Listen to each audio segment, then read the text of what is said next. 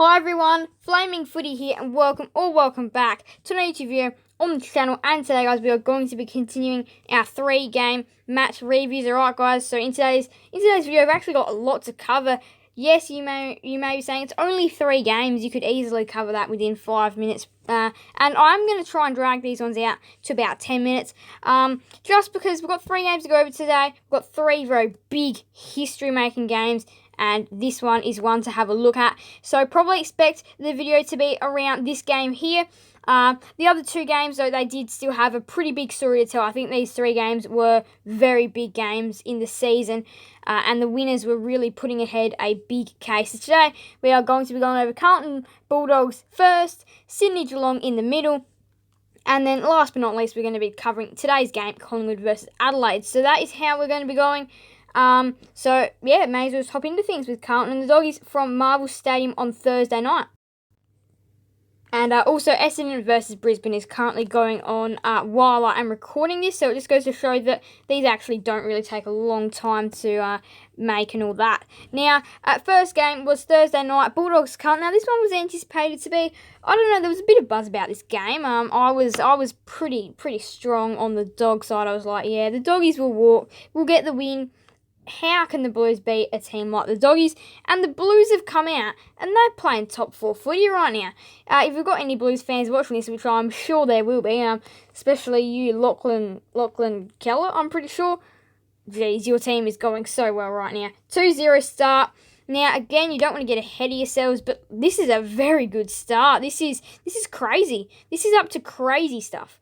Crazy level for the Blues right now. They're playing so good footy. Now, they led pretty much the entirety of this game as well. You can see there, Dogs got up there. Rest was all Carlton. They were always ahead by a healthy 20-point lead, or most stages a 20-point lead. Now, the game did end up coming down to a 12-point game, but the Blues were always in the driver's seat. They always had, driver's seat. First term was a little bit up and down, but from there on, look at that staircase down. The Blues were red hot, and that is how they won the game. Now there you see Paddy Cripps and Jack Macrae, 35 touches. Cripps really back in good form. He hasn't been the best over the last couple of years, you could definitely say that, and he was back to his best on Thursday night. And Jack Macrae, he always goes in, gets 35 touches, not necessarily 35, but he always goes in and gets those numbers consistently week in, week out.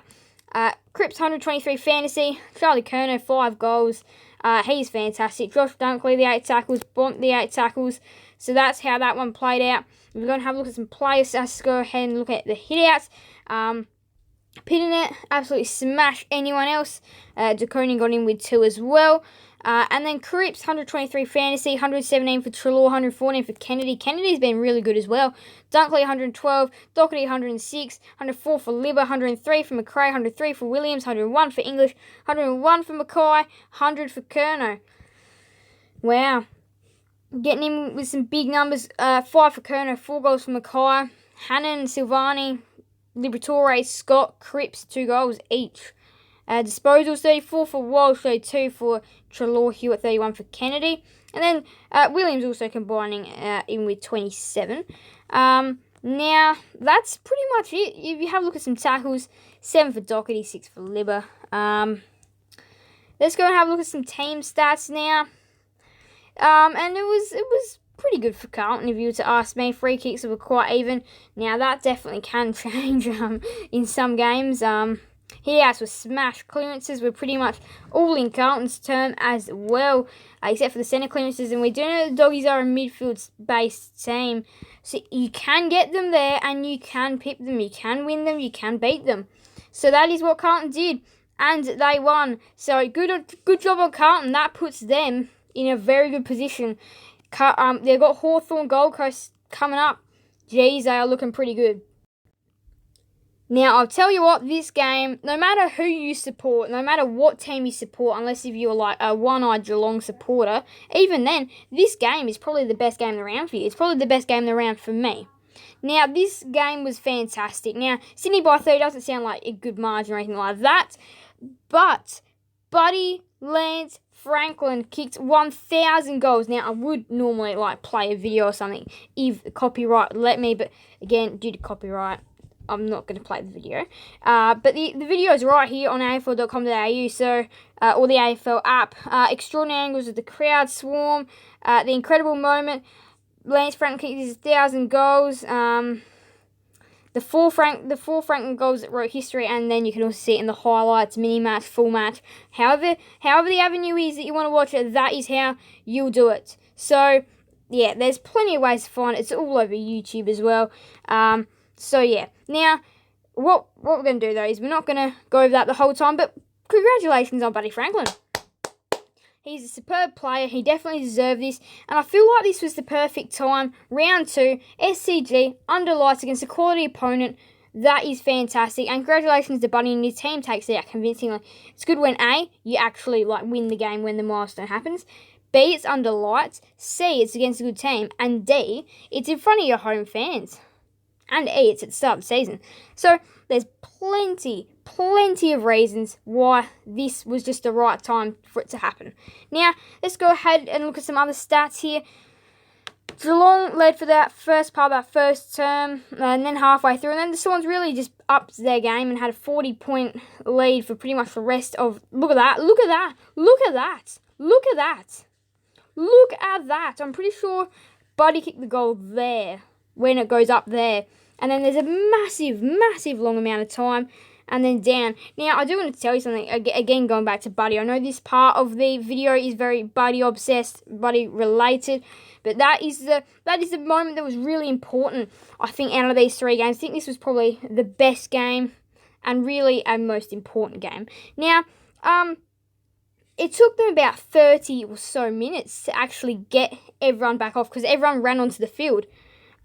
But, yeah, it was truly amazing. And, yeah, truly amazing moment. Everyone came on. There was plenty of people there. Look at that. You can just see in that photo there, they're like ants, pretty much. But, yeah, it was a fantastic game. Let's go ahead and look into some stats now. 29 touches for Mills, 5 goals for Heaney. Look, Sydney midfielders, they go in, they get the job done in the forward line as well. That's what makes them such a hard team to beat. Mills 117 fantasy, Guthrie the 8 tackles. It was Parker last week that went up forward, kicked 5 goals. This week it was Heaney, and he does it so well as well. Now, Brad Close was amazing, the 4 goals. Buddy, of course, kicked his 4 goals to get to his 1,000, so brilliant stuff there by Buddy. Hayward chipped in with the 3 goals as well. AFL Fantasy, you can see Close 110, 107 for Heaney as well, and 106 for Lloyd. Now there we have a look at some disposed, 27 for Lloyd, 25 for Warner and Selwood. Now there we have a look at tackles, 7 for Parfitt. And the next play was 5 for Wicks, Heaney and Close. Now the hit-outs is the final thing that we want to have a little bit of a look at. 19 for Hickey, 17 for Stanley, so it's relatively even. And then disposals, kicks, handballs, inside 50s, relatively close. Although the Cats dominated inside 50s, they just did not make the most of their opportunities. Now, that, though, is very interesting there. Buddy gets to the 1,000. I'm very happy he has. Now, he doesn't have to wait any longer. And it's in front of his home crowd as well. It's even better. All right, we're going to be moving on to the final game. Today's game, Collingwood Adelaide. So, for me, this game was a very big disappointment from the Crows. And for Collingwood fans, now there may be more of you guys watching this than what I think, but especially for you non-plays and Collingwood Pies JB, you guys would know the feeling of when your team triumphs by 42 points at home. This was a remarkable game. Now, I've obviously got to take this as a not a Crows fan approach. I've got to take this as a very even approach, which is what I'm going to do. Now, this game was fantastic from a Collingwood point of view. They were brilliant. They both teams were pretty bad, though, at times. It was very fumbly, especially the Crows. They just could not get clean at all. And the Pies were very good, though. They won by 7 goals in the end. The Crows were 1-6 at one stage. So to turn around, they did a pretty good job. Now, you can see the Worm. Always in Collingwood's favour, pretty much. Yeah, it was a big win for the Pies. Now they have a look, 37 touches for Keys, so that's 2 weeks in a row that he's done 37. So his average would be high. 2 goals for Henry, McCreary, Kruger. So them getting in 131 fantasy for Keys. And 10 tackles for Crisp. But yeah, the Pies, they played pretty well, you could say. Now, hit-outs 29 for Grundy, 28 for O'Brien. And then the 5 for Himmelberg, 1 for Cameron. Surprised I didn't throw Kruger in there. Yeah, 126 fantasy for Crisp. 111 for Dawson, 104 for Crouch, 102 for Smith. Now, if you have a look at Crouch, he does handle the ball a fair bit. If you have a look at disposed, 30 for Smith, 29 for Crouch. So the top 3 ball getters on the ground were Crows. Pendlebury was off the half-back line. Nick Dacos, let's see if we can find him. Nick Dacos, where will he be?